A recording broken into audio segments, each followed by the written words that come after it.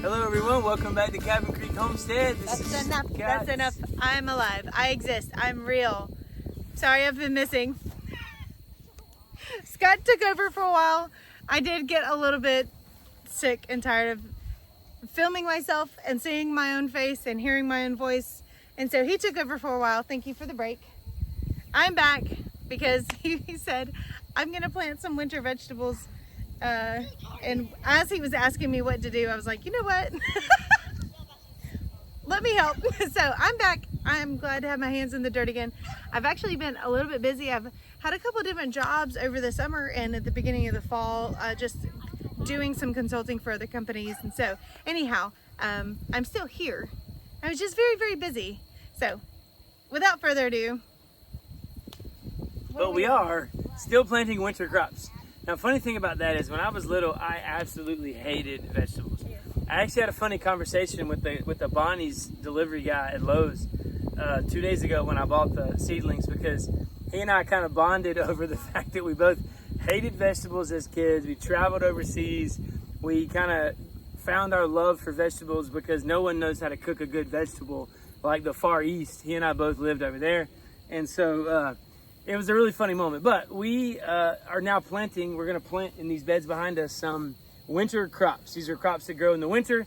And I'm not going to pretend like I know anything about that. I'm going to now turn that over to the expert who knows about planting. But yeah, I can tell you this. We're planting broccoli, which I also hated when I was a kid, but now I love. Brussels sprouts, which is every kid's favorite thing to eat. But I bought a bunch of seedling Brussels sprouts. Spinach is how Opie Taylor says it in the Andy Griffith Show. It's actually spinach, I think, right? Spinach. I did not buy kale. I did not buy cabbage. Oh my gosh, what was the other thing? I think we'll find out when we pull up the seedling tray. But right now, it's time to prep our soil bed. We did have to do some weeding. As always, we always let this place get overgrown after the summer crops. But we're gonna just say that it's a cover crop because now it's all tilled back into the soil. But I do need to add a couple of things. So I'm gonna pull the camera closer and kind of break it down. So we're sitting here at our garden boxes and we need to replenish a lot of the nutrients that was taken out of the soil by the last crops that were in here. One thing that we're gonna do is I've added a little bit of sand. That's to help with the consistency of hard clay that's in here. But we also have some leftover topsoil that was in here. And what I'm gonna do today is add in some Happy Frog potting soil. It's a very well-balanced, well-rounded type of soil because it's got mycorrhiza fungi in it. Mycorrhiza fungi is really interesting because it helps, it's a mycelium, and it helps the mycelium in the ground to connect and with the existing network of mycelium that's already in the ground. So add to it, it's a really cool thing, and it's also got humic acid in it. So we're gonna add that in because as you can see, the soil level has not only has the level been depleted, but so have the nutrients. And so we wanna add nutrients back in here. Otherwise, the plants that we're planting now will starve and they will not grow without all of the things. Just like children need a healthy diet, so does your soil. It needs to be full of nutrients. So we're gonna add in Happy Frog. We're also gonna add in some garden tone. And then what I've done is add some sand just to help with the texture in here. I think I already said that. But anyhow, we are gonna prep all these garden beds before we plant. I'm also just gonna throw in some decomposing leaves into this to add to more organic matter that's in this bed. And now we'll just have a very rich mixture of sand, decomposed material, new soil, and vitamins ready for this next batch of crops. Mix this in. Ooh. Talk about that. We love our garden tone.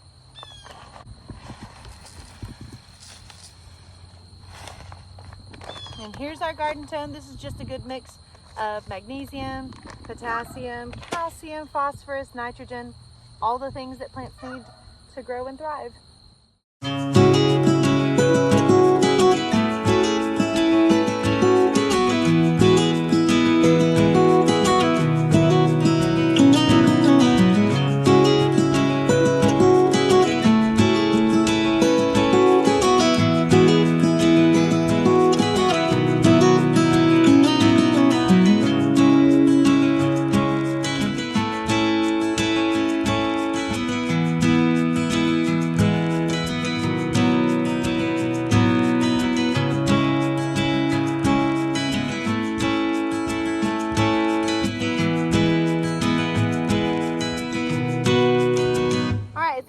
them with some collard greens. I've never grown these before, but I think it's very similar to all of our other fall crops. What I'm gonna do is just plant them up to the depth of this little seedling right here. Also, Bonnie, something's weird about your seedlings. There's no perlite in this. This is not a soil mixture.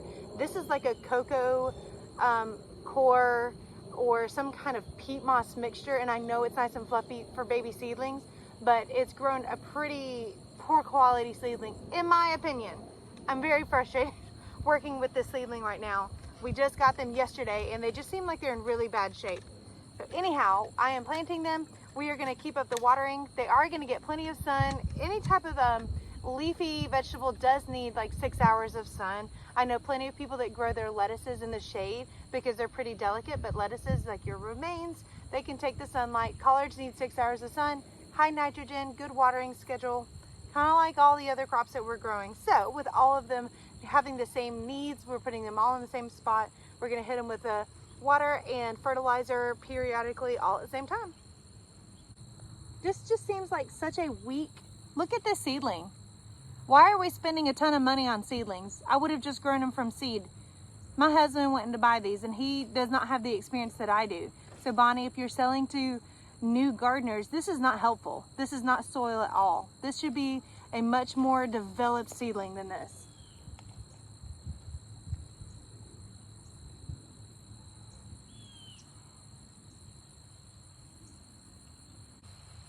I don't know if you noticed in the time lapse, but we did water in the soil right after we finished tilling in all of the new compost and the fertilizers that are going in here. It's very easy for a brand new plant to wilt after planting. It's just transplant shock. So if your soil can be ready and wet in order to start feeding that plant immediately, it's a good idea. All right, these little guys are Brussels sprouts. Now, again, I said earlier, oh, by the way, I said earlier that we had spinach, but we do not. We actually have kale. I was wrong. So we're planting broccoli, kale, collard greens, and Brussels sprouts. Now, I hated Brussels sprouts when I was a kid. Absolutely hated them. But now, this is just a garden variety, if you will, a regular variety of Brussels sprouts. But I love them. I like to eat them. There's a restaurant. What did we go to? Is it Chili's or Ruby Tuesdays? They have the Brussels sprouts as a side. And they're like char grilled with Parmesan and some olive oil. Man, so good. Making me hungry. But I like them boiled with butter. I like them baked with like some Parmesan and stuff. I like them however that restaurant cooks them. I mean, they're just amazing. Babe, tell them how to grow it. Oh, is that what this is? This is a video about growing them? Oh, all right. Brussels sprouts. So, also something kind of cool. I never even knew that things could grow in the winter. I don't know why, but I just didn't. I thought winter cold is going to kill everything. But as Christine said earlier, these are all winter crops. So Brussels sprout belongs in the same family as cauliflower, broccoli, I think even kale. It's all in the same family. So they're all winter crops. They need it to be cold. They really cannot survive above 80 degrees. So you got to wait until the fall, the late summer, depending on where you live, of course. You got to wait till the late summer, early fall to plant. I think our 80-degree days are over, according to the forecast. Hallelujah for that. I am not a fan of summer. So I think our 80-degree days are over, so we're going to plant these seedlings. We did not plant them from seed because we just don't have a long enough fall.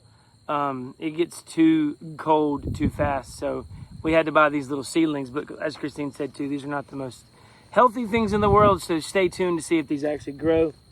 But anyway, Brussels sprouts need it to be below 80. They actually thrive if they get a couple frosts. They actually like the frost. Not too many, but a couple actually help it. They need to be grown about 12 to 24 inches apart. They can get 2 to 3 feet tall, which is crazy. So you need to have some space between them. This isn't one of those things you can cram together. You could overcrowd them and choke them out. And might be a little crowded. Maybe a little crowded, but you know, it'll be okay. We can always thin them out as we need to. And when they grow, they start to get these little buds on them. And then each bud, it kind of forms a cluster of Brussels sprouts. And then you kind of pick the bunch, and then you got probably 10 to 12, if it's healthy, Brussels sprouts on the bunch. So Christine's planting them behind me. They actually they're probably the longest days to harvest of any of these ones that we're planting. I think it's like 80 to 100 days that it takes to get your harvest. So this will definitely be a spring harvest, you think? what's that, 3 months? 90 days would be 3 months. So no, October, November, December. This will be the middle of winter.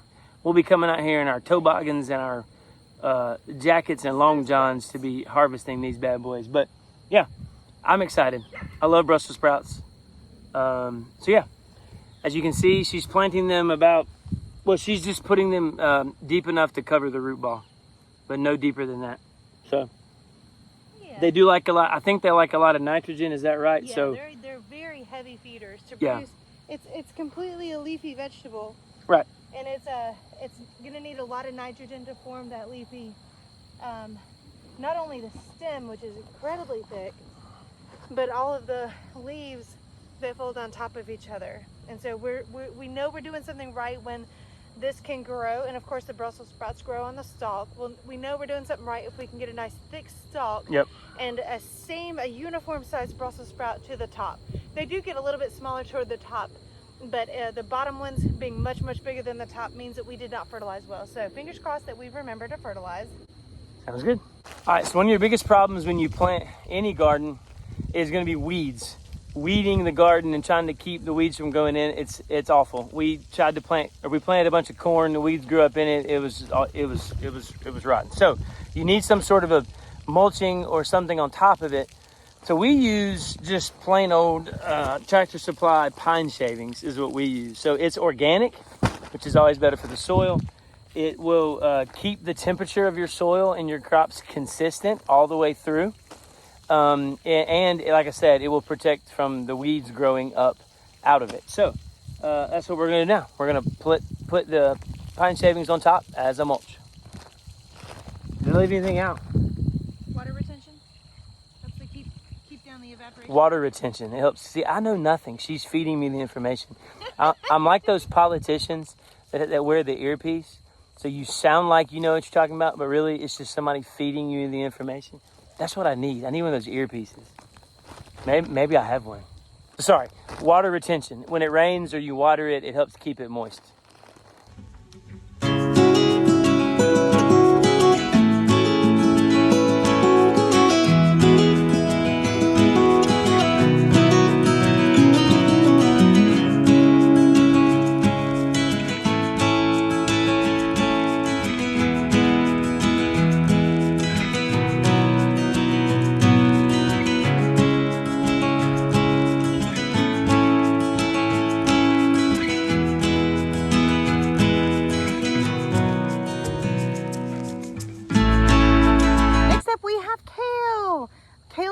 Things that I actually do enjoy now that I'm adult, just like Scott was talking about Brussels sprouts.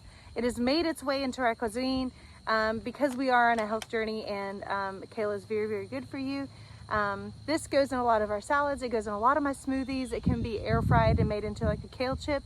Don't knock it till you try it. Try it with everything bagel seasoning. But enough about that. Let's talk about how to grow it.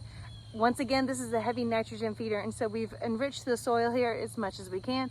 We've added a little bit of sand just for the texture. We've added Happy Frog compost. We've added garden tone. And so that will add plenty of nutrients to start with.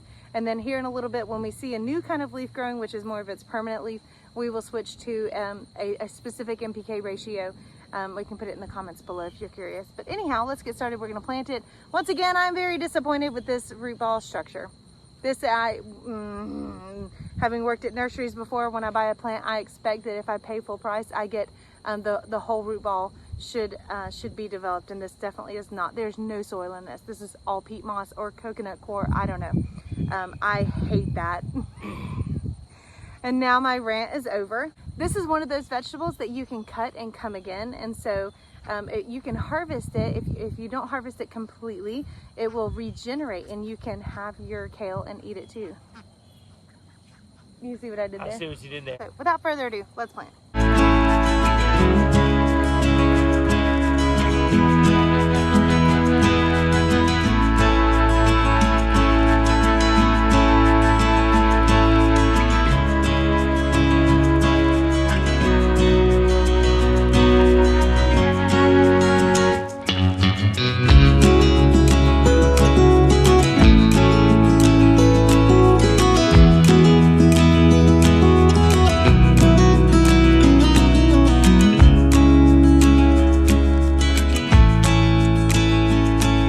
adding this mulch. As Scott stated earlier, mulch is super important for keeping an even soil temperature to keep the weeds out, but it also really helps to stop some evaporation rates.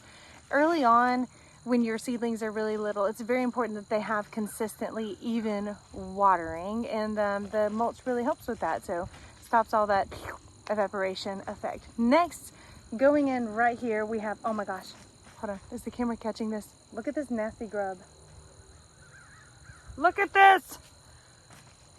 But what does that mean about your soil? Well, it means that it means there's dead roots in here, because that's what they're eating. They're eating the roots of the plants. That's what the grubs are feeding on. So I'm gonna go feed this to the ducks a little bit later. They're gonna love that, or the chickens. As we were going through and cleaning up, getting weeds out and tilling in new stuff, I did see some hornworm larvae, as well as a few grubs. We're getting those out of here, because obviously that's detrimental to our plant. If they're eating the roots, you will not have any plants. So getting rid of those. Next coming up is broccoli. Broccoli is once again a heavy nitrogen feeder, so we are going to choose a fertilizer with an NPK ratio that is specifically for a nitrogen feeding, a heavy nitrogen feeding plant. And we'll talk more about that later when we come back and we do another tour, following up and seeing how these little seedlings are doing. But one thing about broccoli is that it really doesn't like to dry out terribly in between waterings. Keeping the soil evenly moisturized, evenly watered is really important for broccoli. They don't like to have long periods of drying out in between waterings, and so we are going to have to drag a hose up here. We don't have a system of watering that we have fallen in love with yet that we want to kind of make standard across the farm. We're still very small scale. This is hobby farming for us, and so if you have something that works, we do like drip irrigation, but we don't have a yard faucet right here close to us, and so we don't want to run a hose from the house right now. Anyway, that's all well and good. So make sure that your broccoli is being planted with really well amended soil. A good loose soil is always really, really good. That's how the sand comes into play right here. We've got plenty of compost in here, so you also have to remember that they will quickly go through these nutrients and eat them all. And so you can't just fertilize once or twice and hope for a happy plant. Weekly fertilization. If I water my petunias twice a week in the summer, then imagine the same thing that these plants need in order to thrive. It's easier for me, I think about fertilizing my petunias and my hydrangeas and stuff like that, because I'm expecting a flower, and this doesn't really have a flower. I'm not growing it for its flower, so it's easy to neglect, but fertilizer is just as important for the leaves as it is for the flower. So I have to change my thinking on that a little bit. Anyhow, that's it. Hopefully, oh man, hopefully these grow really, really well. I don't know if you've noticed in the background of a couple of our videos, we do have some extra kiddos that are staying with us right now. We have 3 extras, so now we have 7 kids in our home. It is a very happy, loud, thriving home, and we have more mouths to feed, and I think it's really neat to be able to bring them alongside and have them garden with us and farm with us. They love all the animals, but it's wonderful to teach kids where all of our food comes from, and to teach them the privilege of hard work. So anyhow, I'm about to plant the broccoli, and then we're gonna add the mulch.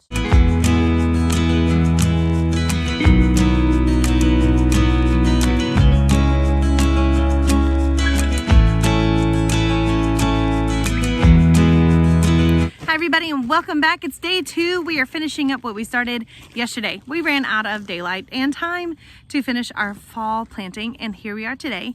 Following up, this is our last crop to go in. We are planting our romaine lettuce. We have green romaine and red romaine, which I think grow exactly the same, and nutritionally, I would think that they are exactly the same. There are some that believe that the darker leaf has a denser nutritional value to it, so you can fact check me on that. But one of the reasons that we grow this rather than iceberg or butter crunch is because romaine is known to have a better nutritional value, and we use a lot of romaine in our diet, in our cuisine. That's a fancier word. In our cuisine.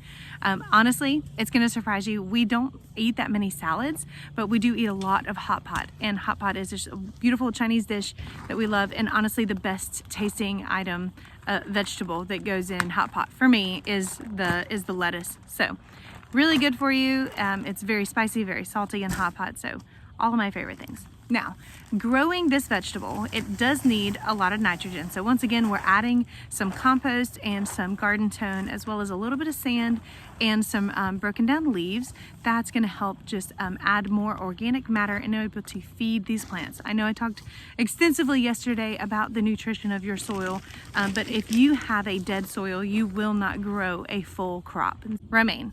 High nitrogen, obviously any green leafy plant like everything else. So our NPK ratio is going to affect a very high nitrogen source for these plants. Fish emulsion, although it smells really bad, it's really great on your fall crops. And so that's probably something we're gonna lean heavily on. But my biggest concern for this isn't actually the fertilizer, it's the pests. And I get concerned about the caterpillars at this time of year. Aphids, we may see a little bit, but really I struggle with aphids more in the spring and the summer. But in the fall, I'm very concerned about the caterpillars. So we are gonna go in with a great organic pesticide because this is going into our body. I have a whole, I have a soapbox about organic and how we consider it synonymous with safe. It's organic, but it is not safe for the bugs that it's killing, if that makes sense. And so just because something is organic, like uranium is organic, so not everything organic, like poison ivy and venomous snakes, not everything organic is safe. And so we need to think of a pesticide that is safe for our body. So I'm going to use safe and unsafe chemicals as kind of the decider of what goes into my garden. So we are going to be using BT, and I can't pronounce its long word, but there it is. It's a naturally occurring pesticide. It's an element from nature, and it kills caterpillars while it does not hurt the bees or our good pollinators, and it doesn't hurt our bodies as well. This is something that you could pick up at Home Depot. You can also get it from an ag center. What's the name of it? I'm sure Southern States has it in Tractor Supply and some places like that. So anyhow, we are going to be planting these little seedlings right up to their root ball. We're going to be planting them right up to their little necks, and then we're going to water them in really, really well. We are going to be fencing them in because we've got some curious little ducks that want to come and squash our little plant. But the ducks had a really good feast the other day when we tilled the soil over, and they came ate a bunch of worms and a lot of grubs out of here. So they're going to come back for another food source and end up accidentally squashing all of our baby plants. So we're going to fence it in, and that'll be that. And then we'll have some good winter crops.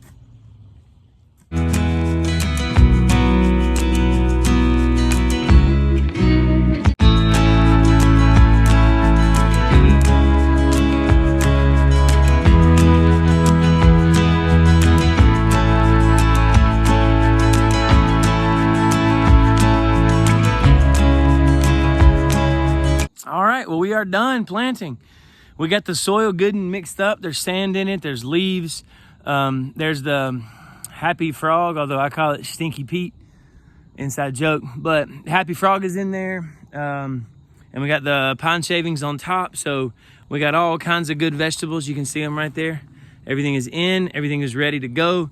We're so excited to be eating these. Hopefully we'll have a good harvest in the next few months. We'll keep you guys updated. Christine mentioned just a minute ago that we're gonna put a fencing around this to keep the ducks and the dogs and any other predators that might want to get in here. I'm gonna do a separate video for that, explain kind of how I do that and why I'm doing what I'm doing. But for now, that's all for this video. As always, thank you guys for watching. We'll see you next time.